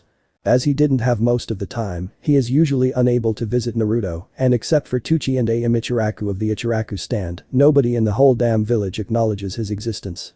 From what he understand correctly, it had affected Naruto little mind greatly having nobody to accept, and acknowledging may have a very large effect on his mind, and he could any time turn to Kyuubi if this kept on happening. The child needs attention, he knew, as not having any positive attention could lead a child to depression, and from there on as he grows those thoughts could affect Naruto as whole, and him being the Jinchuriki of Kyuubi makes it more dangerous. He could just release Kyuubi on the village if it was to continue on. He knew that it was only his and the Ichirakus along with his own ability to look at the good things that he is completely sane now, but for how long nobody knows. With the lack of seal masters in Elemental Nation, it would be nearly impossible to seal Kyuubi back, as not only they would lose the last Uzumaki, the only clan in which the Kyuubi could sealed without any backlash, and lack of seal masters to seal a being like Kyuubi. He looked down at Naruto as he was studying the scroll he had given him after he taught him how to read. He had to admit that even after having his mother attitude, he also had his father mind, but still the Uzumaki attitude was still a dominant trait. It took quite some time to make him understand things because of his short attention span. He had to bribe him with ramen after they go back home if he studied properly and learned how to read properly before reaching Suna. At first he wasn't worried, thinking it might take time for him to read properly, but looking to him now, it should damn impossible to learn things this quickly, and now he was crying imagining the big gaping hole he might have in his wallet when they go to Ichiraku ramen stand.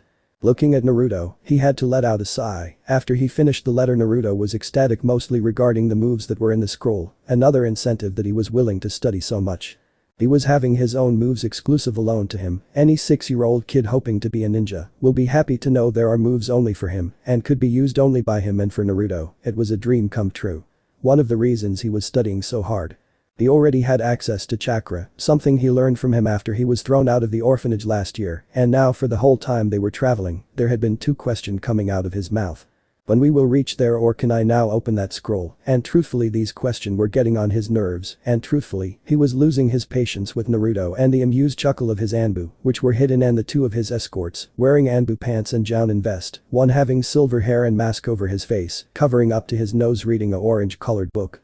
Wearing his forehead protector over his right eye, another guy with brown hair, wearing a bandana over his head and his forehead protector on back of his head, and a senbon in his mouth, looking amused at the scene.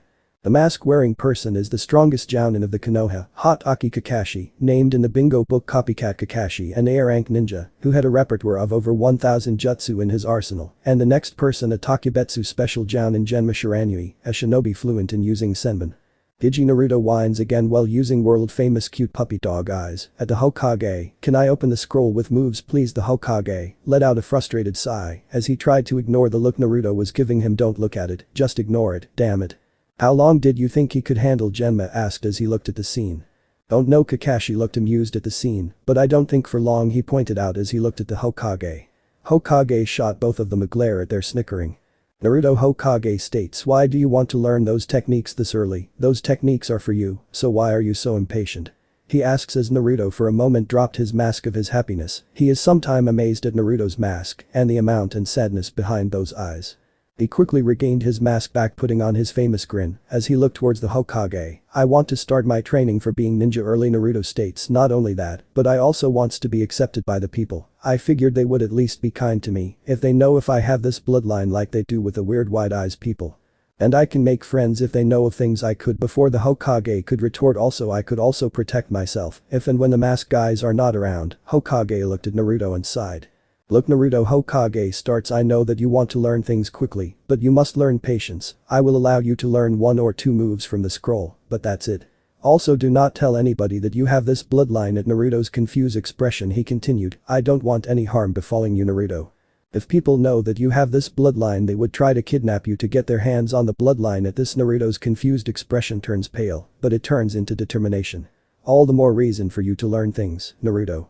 Hiruzen then took out the scroll with golden dragon scroll on it, then called Naruto as he opened the scroll and showing a pattern to Naruto and looked at the odd expression of Naruto at the design of the seal.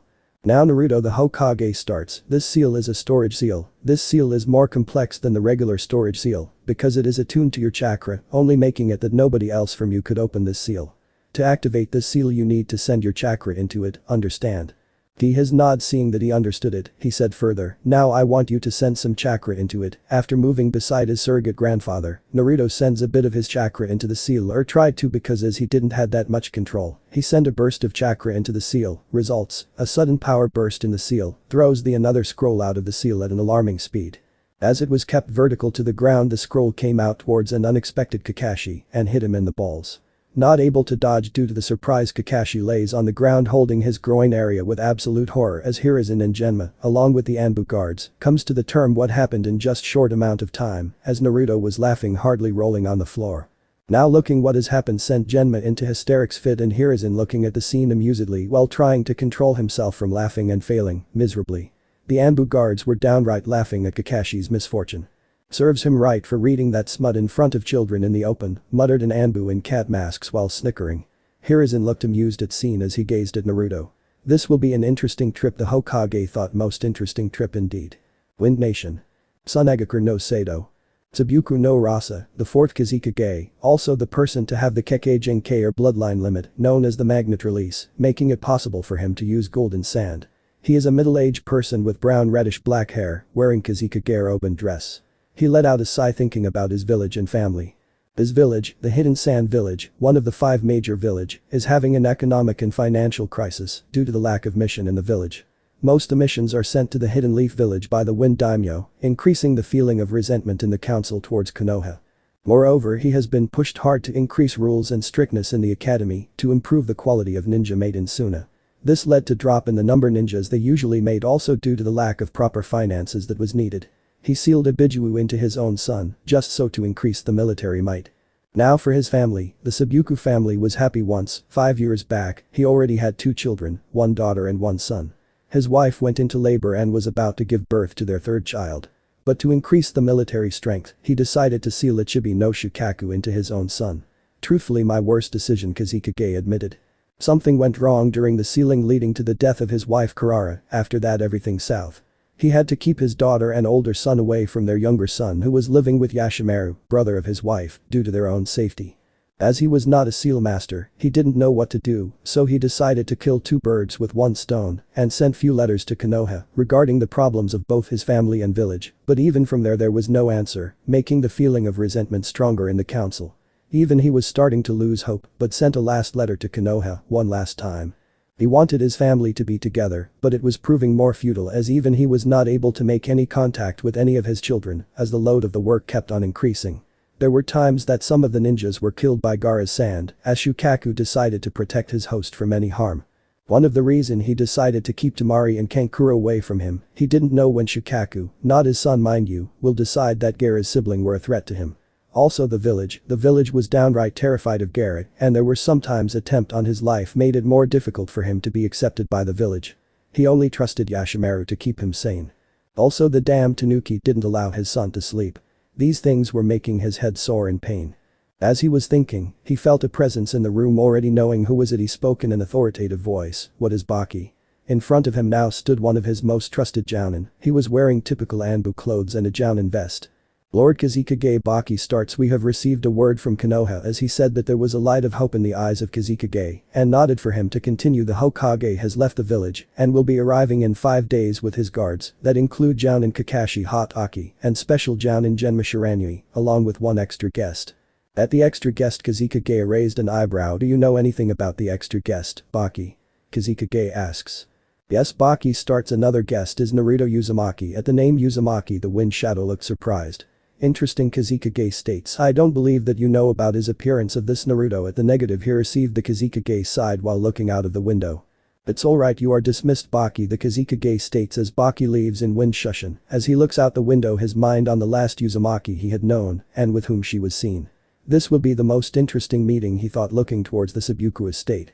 The Kazekage strolled through his village wearing his Kage robes and hat. His 3 children were walking behind him with the guards following them, with Baki and Pakura, his eldest daughter Temari, and son Kankuro were walking right behind him, keeping distance from their youngest sibling Gaara, who was walking with their uncle Yashimaru, who was currently the only person Gaara trusted. He sighed, thinking about his family and the drift that is now between them. He cannot blame his older children as they were doing what he told them, not to go near him, that was the command, but even then, both of them tried to make at least some kind of relationship with Gaara. He wasn't able to form any kind of bond with any of his children. He was mostly covered in the council, so he didn't have time for anything else, and after the death of Kurara, there was not a single family moment he could hope for. He again looked at his children and sighed and looked around. Most of the people were scared of Gaara, even some of the ninjas in the roosters were terrified of him, except for him, Yashimaru, Baki, Pakura, Ibizo, Chiyo and Temari and Kankuro. Currently these were the only people that were not scared of him. Even Temari and Kankuro were not, they were just wary of him, afraid they are not. He cannot blame them for that after all. When it's about survival, even an ass would have an enlightenment. Pakura was what was the word again, a softie for young children, and Baki, well, he was Baki. Now Lady Chiyo is in the council and the only one he would look towards for advice. Not only that, but unlike some council members, she at least was humble and considerate, and one of the reason the council has not issued execution order for Gaara behind his back. Along with Ibizo, head of the Suna Council, they helped to protect Gaara as much as they could, not only for the village military, even if that was the only reason that the council listened to, but also for him to lead a normal life in the village. The brother-sister duo Chiyo and Ibizo are known as the honored siblings. 2 of the only people he trusted more than anybody in the council apart from Baki. All of them were heading towards the east entrance of the village, where they will greet the Kage of Konohagakure and his escorts, from where they would be coming from the border of river country. He looked towards the gate and saw that Lady Chiyo and Councilman Ibizo were already there. He greeted them, as Chiyo greeted him back and then turned towards with confused expression. Ibizo also looked confused and looked towards the Kazekage for answers. I brought them here to teach them about formal meetings and different politics in other villages, he told them, and for them to learn about official matters. Also for them to meet Uzumaki, Kid Rasa thought while looking at the distance. Chiyo said, I can't fault you there for teaching your children things bit earlier, and looked towards the 3 children with a kind smile. Good morning, you 3. Good morning, Honorable Grandmother Chiyo and Grandfather Ibizo. Temari and Gaara said and looked at her with smiles. Gaara at first looked hesitant, but after a quick nudge from Yashimaru, he also greeted them. Good morning, Honorable Grandmother Chiyo. He then turned towards Ibizo. Grandfather Ibizo. Both Ibizo and Chiyo sighed looking at Gaara. Both of them knew about Gaara's lack of social interaction. He only interacted with Yashimaru, and it was wholly affecting the whole family. So when will they reach here? Ibizo asked as he looked at Rasa. For the time the Hokage will reach here. They will reach in few minutes if what I was told, Rasa replied and looked and saw a few figures making their way towards the gate. Before he could say anything, a Chunin came forward. Lord Kazekage pausing a bit to look at Kazekage as he nodded for him to continue. The 3rd Hokage and his escorts are heading towards the gate, but then he looked towards the Kazekage as he raised a brow at but there is a child in them, and from what we could see, it looks like they were ambushed on their way, and Kakashi Hatake was holding the child in his clutches in his hands, and other escort also looks harmed from what we could see. At the explanation, the eyes of Kazekage and the elders widen as nobody has once dared to attack the Hokage and his escort. His first thought was to think that they must be some bandit, and second was that some Iwa ninjas or Nuke ninja were the one that has attacked them, but he left the thought alone and looked at his children. They had a look of awe and confusion. He then looked in front as the figures were now becoming clear. Rasa looked at the Hokage as he looked at the Hokage and saw that him and his guard a tired look on their face, and the Anbu guard who were supposed to be hidden were walking behind the Hokage, Genma and Kakashi, and had several burn marks and weird writing on their masks. One weasel mask was bright orange. Who the hell wears an orange mask? His eyes then turned towards the special Jounin Genma Shiranui. He looked as he went to hell and back, there were several tears in his clothes, and his left sleeve was torn of while looking, and he looked closer. Were those burn marks on his pants, more specifically burn marks on the pants, were near the crotch area, and not just any burn mark, it was as if somebody had decided to use that region to practice Kaiten Jutsu. He heard giggling behind him and turned to see Temari, Kankuro and Pakura were giggling while pointing towards Genma, even Gaara was smiling while he gazed at them, and there were amused expression on the faces of Baki, Chiyo and Ibizo. His eyes then turned towards one hot Aki Kakashi, one of the strongest and most promising ninja produced by Konoha, the student of Yondaime, who was the student of Jiraiya the Sannin, who in turn was the student of 3rd Hokage, that was leading the group, who was the student of 2nd Hokage. Similar to Genma, he was having several tears in his clothes, and what interested him most was the child hot Aki was holding in his hands. Too bad he wasn't able to see his face, as he was being held showed his butt in the front, while his other hands were on his hips, as if he was holding something there. Looking here, Temari and Kankuro were laughing wholeheartedly as Gaara snickered quietly, while keeping one hand on the teddy he walks with another on his mouth. Finally Rasa's eyes turned towards the Hokage, he looked tired and wet. His Kage robes were damp and were dripping with water, and a deep frown on his face.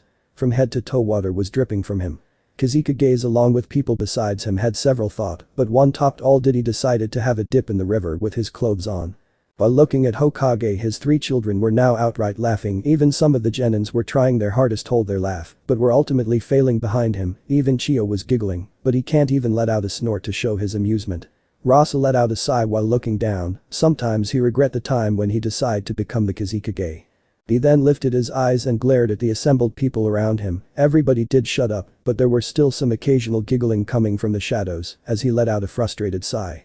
The Hokage and company reached their destination and looked at the assembled people who came to greet them, most of them were either giggling and tried to stop it, but were failing miserably. Truthfully, he was regretting the time when he thought about taking Naruto with him here. He then looked as Kazekage came in front and looked towards him.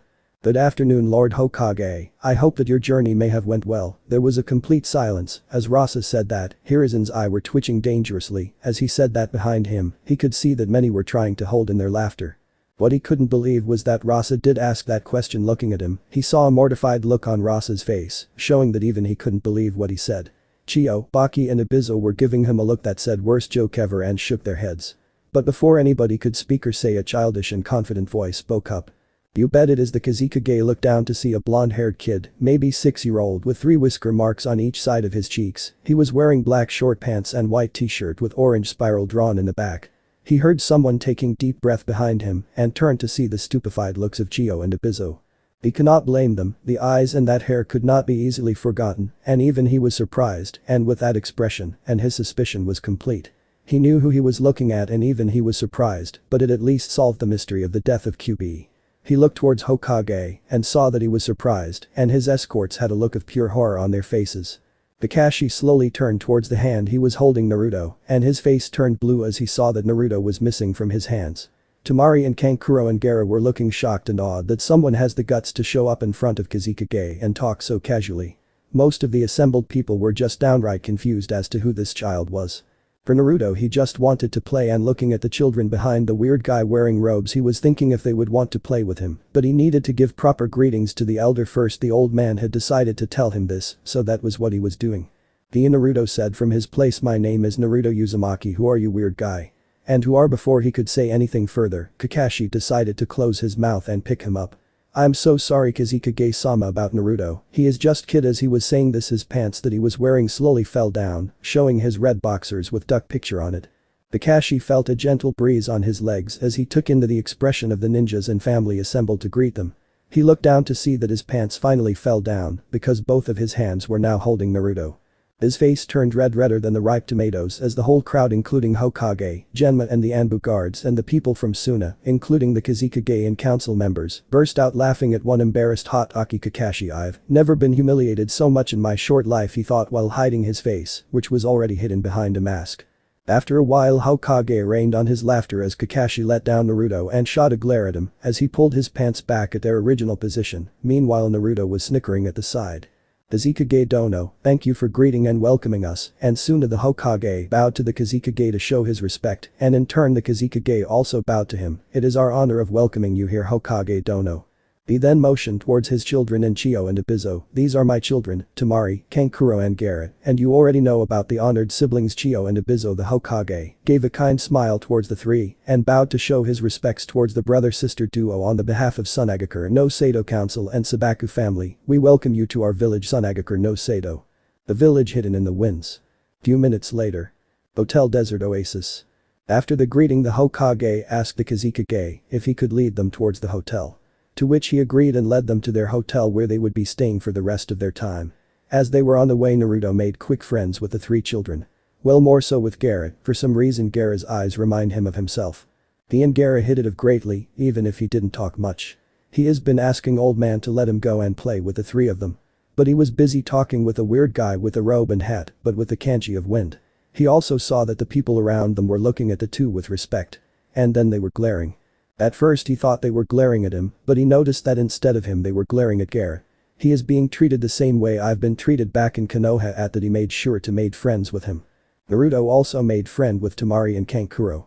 With them were walking two very old brother and sister duo. He thought that they were as old man Hokage. The grandma had a band around her head as her hair was done in a bun. Old man had her head covered in bandages for some reason. They both were wearing black kimonos. Behind them were walking three more ninjas apart from the other that came with them. One was wearing Jounin vest with his half face was covered from the cloth that was wrapped around his head and forehead protector on it. Other was a woman with brown hair and her eyes trained on the four children, making sure that they don't cause any problem for the two Kages. And the last person was walking close to Gara with a kind smile on his face wearing a Chunin vest. All the way to the hotel Naruto looked around curiously taking in the sight. The place was very different from Konoha. It was in the midst of desert, so most the houses were in the shape of dome.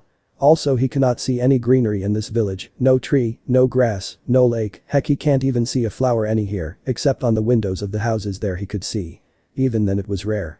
He could children goofing around and playing, and after seeing he had half mind to leave from here and Polly with them, but Jiji told him not to go anywhere without his permission or without Kakashi-sensei or Genma-sensei. After reaching their destination, the Kazekage, the strongest ninja and the Suna from what he was told, called for medics to check on the group, to which the old man was grateful for. "I thank you for the hospitality that you have shown, Lord Kazekage," the Hokage said as he told Kakashi to take Naruto to freshen up after the medics were done patching him up. "It was nothing, Lord Hokage," the Kazekage replied. "As the gust of Suna, we must show proper hospitality to our host." For a moment both all of them were silent before Rasa spoke again. "He certainly looks just like his dad," he said, then looked at the place where Naruto went to as Hiruzen looked at him in surprise, with a touch of his mother in the face and attitude. "So he used his own son as the sacrifice, huh?" Hiruzen compassed himself as Rasa's children, and the Jounin around him looked at him confused, except for the honored siblings, as the Hokage of Konoha narrowed his eyes at him. "He certainly does." "And yes, he did," Hiruzen replied, and then whole room went silent again. "If you don't mind me asking, how did you figure out his heritage?" As he asked this, Rasa and the honored siblings looked at the Hokage if he seriously asked the question. The same look he got from the Shinobi Council when he asked them the same damn question. But the Kazekage replied to satisfy the curiosity of Hokage. He had the eyes and hair of his father. He started his facial structure is like combination between his father and mother. Also from the way he talked I guarantee that he has the no shit talk back attitude of his mother. At that the Hokage nodded, whereas the Suna natives were confused and shocked at the language he used. "And I see that he has started to rub off on you too," the Hokage replied, then continued before the Kazekage could give him the retort. "I request you to keep his heritage and the knowledge of sacrifice as a secret, Lord Kazekage." The shinobi of the Suna widened their eyes at the word sacrifice, whereas the children looked confused at the talk that was going on. "I know about the troubles and problems it would create by bringing him here, but we needed that. Also he currently doesn't his status, so please refrain from talking about it." The Kazekage and the siblings raised their eyebrows at that. "We shall honor that wish, Lord Hokage," Ibizo said as he looked at Hokage, as the Kazekage looked at the elder and nodded for him to continue. "But don't you think he should know about his status and position he holds in your village?" "I know that, Ibizo don't know," Hokage replied, "but the fact is after the Kyubi attack our village defenses was very low. If words about his heritage was let out, the amount of assassins after him would increase drastically," as he said that many of the widened their eyes, the Kazekage, Ibizo and Chio in realization and the rest in confusion. Before they could even talk further, a blonde blur came out of the bathroom very fast towards the Hokage and stopped in front of the Hokage, now wearing a black and orange striped t-shirt and red shorts and sandals. "Hey old man, can I go out to play now?" he asked with barely restrained enthusiasm, and before the Hokage could say anything he continued, "You said that I could get to play with kids here, so can I?" He said as the Hokage rubbed his temple in frustration. "Okay fine," Hokage replied as Naruto cheered, "but wait for Kakashi to go with you, but it will take time," Naruto whines, as he looks at Hokage. Before Hokage could say anything further, Kazekage interjected, "If you don't mind Lord Hokage, little Naruto could go with my children, as they would be escorted by 2 of my ninjas." Rasa pointed at Pakura and Yashimaru as they stepped forward, and Kakashi could join them afterwards, and meanwhile we could discuss some of the things. As he said that the Hokage was about to refuse at first, but changed his mind as Naruto begged to let him go out to play till he caved in. "Alright, but I want you to not cause any trouble," the Hokage said. "Have I ever caused any trouble to you, old man?" Naruto replied with innocence as Hokage looked at him with a deadpan expression. He then went towards Kazekage children and asked them to show him around and play with him. "Come on Gara," Naruto said, and then motioned for the others to follow him, but before he could go any further, Temari stopped him.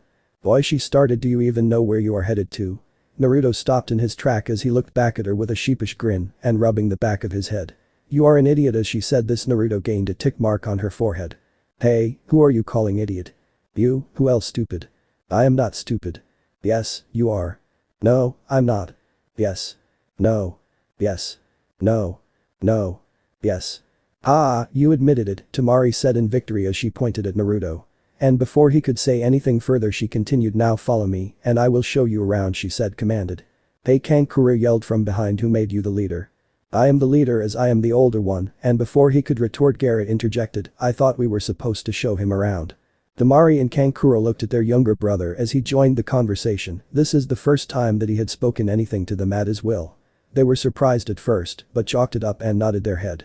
"You are right," Temari said, "and being the oldest one among the 3 of us, I will be the tour guide for him." She took both Garrett and Naruto hands and led them outside with Kankuro trailing bang, muttering about older sisters and how unfair it is for them to use their age as leverage over younger siblings.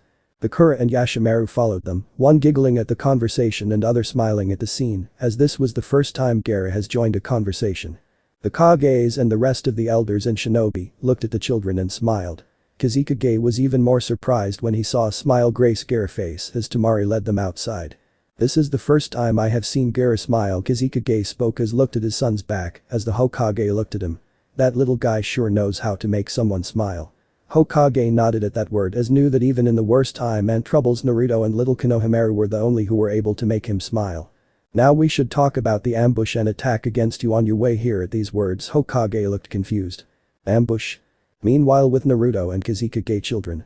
The children of the Kazekage decided to give Naruto a tour with Temari leading them and Kankuro and Gaara giving their own inputs, and some place were described by Pakura and Yashimaru. They led him to several shops, but to his dismay, there were no ramen shops around here. How these people don't have the food of gods here.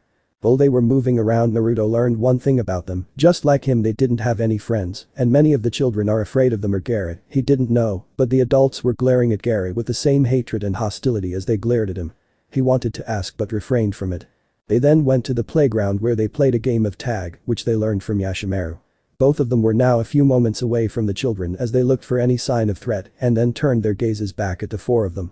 "You know, this is the first time I have seen them this happy," Pakura said as he looked at the 4 of them playing around. Yashimaru looked at them and nodded his head. "You are right, Pakura," he replied, "all of them seemed genuinely happy, and from what I gathered from the conversation, the Naruto kid also doesn't seem to have many friends, as he also is a Jinchuriki." Pakura then let out a sigh and spoke again. "But from what I don't understand is why the heritage of the little guy. He must be from an important family if it is needed to hide his heritage," Yashimaru said. "I don't think we need to worry about that, as Lord Kazekage seems to know about it." As they were talking, they noticed a child walking towards the 4 of them, and both were now ready to take action, remembering the previous encounter of civilian children with Gaara, and were ready to intervene, but stopped as Naruto waved at him and walked towards him. "Hey," Naruto waved at the new kid that was heading towards them, "do you want to play with us?" he asked as the new guy smiled at him and headed towards them, but stopped in midway as he looked who was standing behind the whiskered blonde. The color from the child's face drained quickly. "Hey, you okay?" Naruto asked. What? Monster?" the child yelled as he quickly ran back to where he came from. Naruto had a confused look on his face which then turned into a frown. What was his problem? Naruto asked to no one in particular as Gaara's head came down. I am sorry, Gaara said as he looked down as Naruto looked back at him with a frown. Even Kankuro and Temari looked back at them with frown and worry etched on their faces. Naruto looked at him in confusion. What are you sorry for, Gaara? Slowly sand started swirling around Gaara as it started to rise slowly. Temari and Kankuro slowly started backing away from them and looked towards Gaara. Bakura and Yashimaru prepared themselves for any sort of problem and were on move. Yashimaru sighed, already knowing what was going through his head. And he finally found a friend, he thought while moving towards them. Life's not fair for the little guy.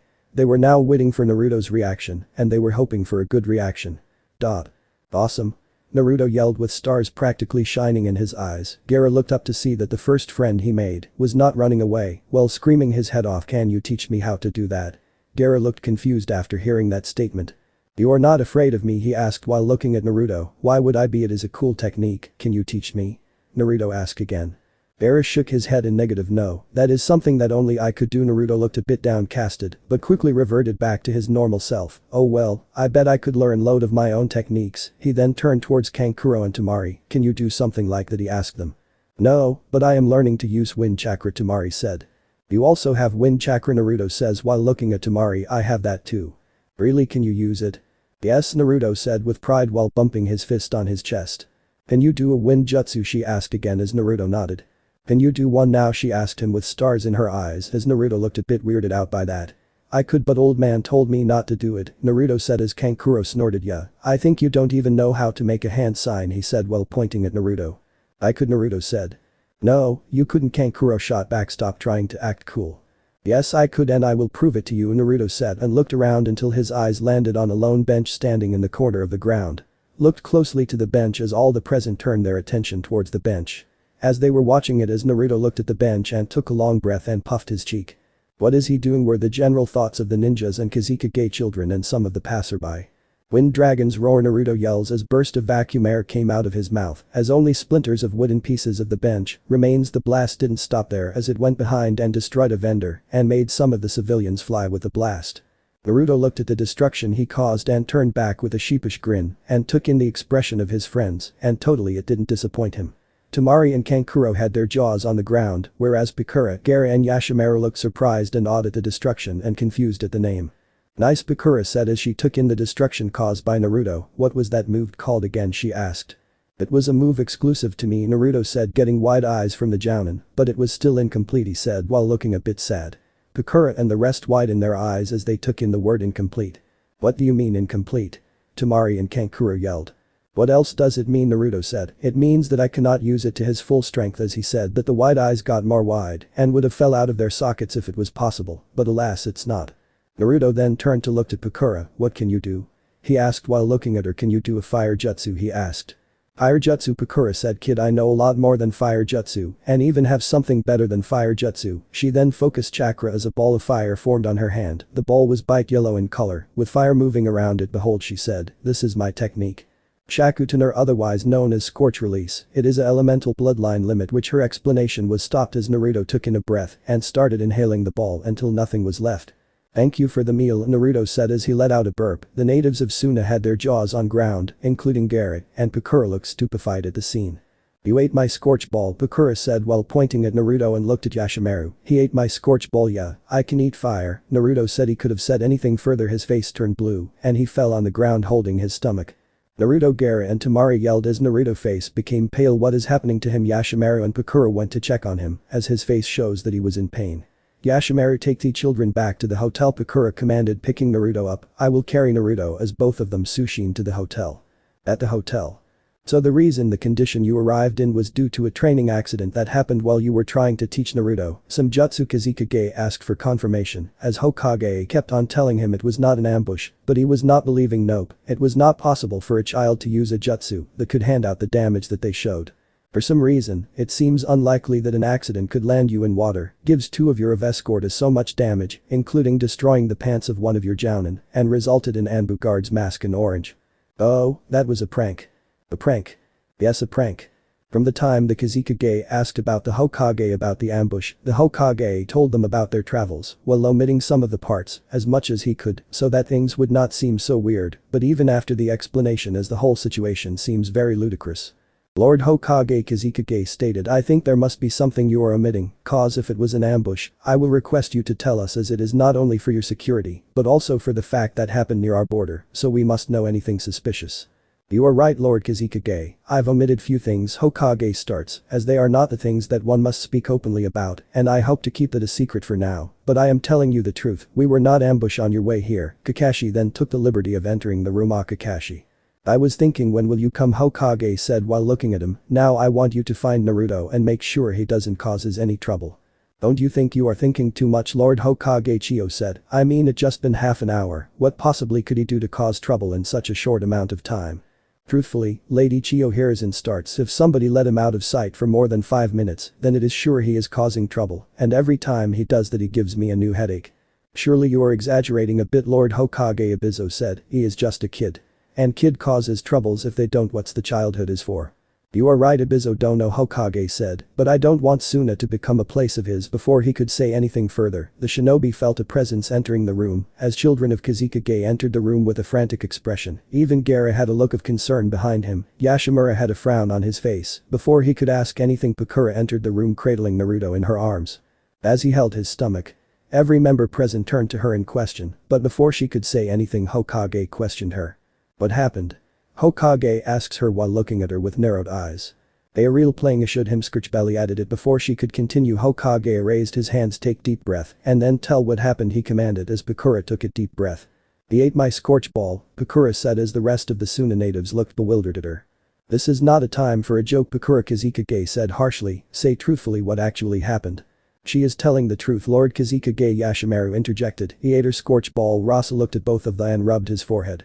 Yes father, we were there when it happened, she was explaining her technique as he ate the ball that was in her hand, Tamari said as Gaara and Kankuro nodded their heads. Kazekage sighed and was ready to apologize to the Hokage, but he stopped as the third started talking again. I understand, Hiruzen said with a sigh as the Suna natives turned to him in surprise for believing such excuse, you have the elemental bloodline of Scorch release, am I right? Pakura nodded her head as she looked at the Hokage with surprise, and I am correct, it is the combination of wind and fire, right? He asked as Pakura nodded. Hiruzen then let out another sigh and looked at the children and smiled at them. He then turned towards Kakashi and handed him Naruto. Good news, nothing has happened to him and everything is normal, Hokage said as he looked at the others who were literally looking at him with surprise at seeing the nonchalant expression of him, as if it was normal for a person to eat elements, but Kazekage asked something else that was going through his head, what is the bad news? He asked. The bad news is he will be regurgitating. He replied.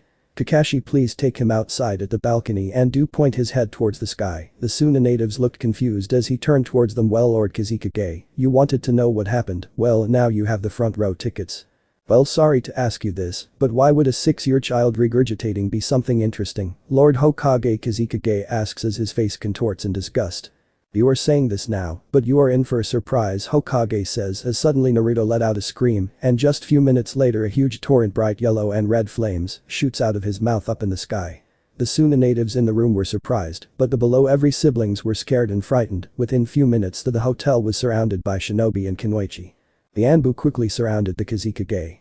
The whole village could see the flames as it reached its peak. After a few minutes the flames died down as Naruto loses his consciousness. The children of Kazekage looked worried and somewhat scared. Don't worry, he just has chakra exhaustion, Hokage states as Kakashi came with Naruto in his hands. Congratulations, Lord Hokage, you now have a new bloodline, Kakashi says with an eye smile as Hiruzen grew a tick mark on his head. What was that, Lord Hokage? Rasa asks the Hokage while looking Naruto. That Lord Kazekage, that is his bloodline, the bloodline of a dragon. So this part ends here. Alright, that's it for today's video guys, let me know in the comments section how was the story, and also don't forget to like, share and subscribe. I will meet you in another video, bye bye.